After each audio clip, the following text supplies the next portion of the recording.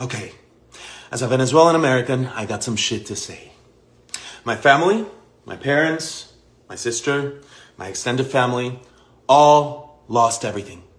Their work, their savings, their investments, gone. Wiped out by a narco dictatorship that has held Venezuela in a death grip for over 25 years. And what happened to my family has happened to millions, and yes, millions. The Venezuelan exodus is the second largest displacement crisis on earth after Syria. This is not just a tragedy. It is one of the great humanitarian disasters of our time.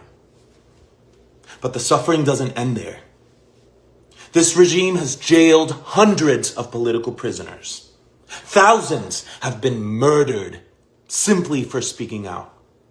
More than a third of the population has fled. 1/3.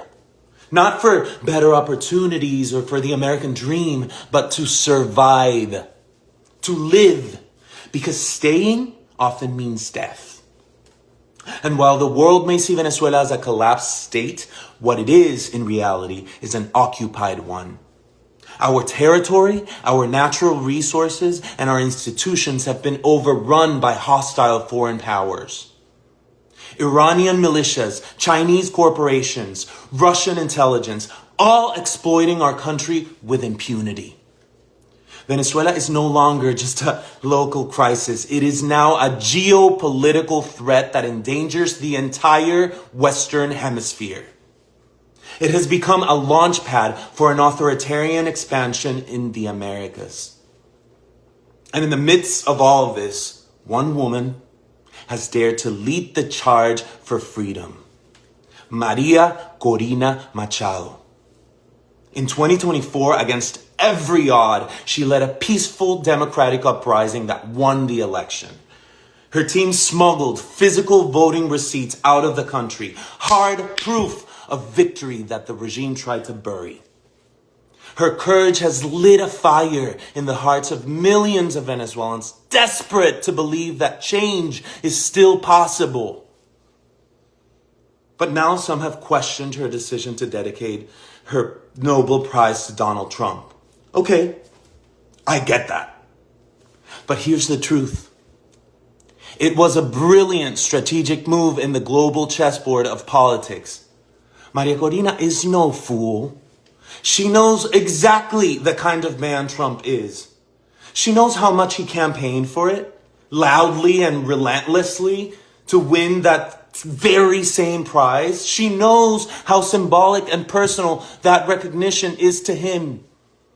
And precisely because of that, she understood that this gesture might be the thing that keeps his attention focused on Venezuela at a time when U.S. presence and pressure in the Caribbean is rising. She didn't dedicate that award to flatter him. She did it to protect and preserve the one kind of power that could help shift the course of history. Because for her, this isn't about pride. It's not about optics. It's about freedom.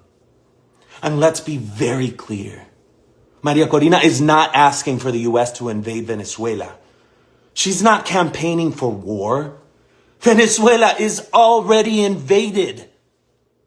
It is held hostage by a narco state, overrun by foreign agents and enemies of democracy, Russians, Iranians, Chinese, all operating freely, weaponizing our land and resources to expand their influence across Latin America.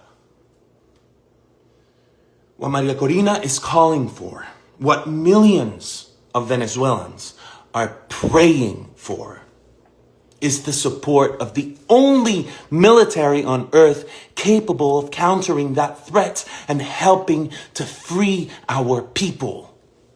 This is not imperialism. This is liberation. She's not playing partisan games. She's playing for Venezuela's life. Because this isn't theoretical. This isn't academic. This is life or death. So yes, it is time to honor her bravery, but more importantly, it is time for the world, especially the free world, to recognize what's at stake. The fight for Venezuela is a fight for freedom, for democracy, and for the stability of an entire continent. If we truly care about liberty, human dignity, and peace in the Americas, then Venezuela's fight must matter to all of us.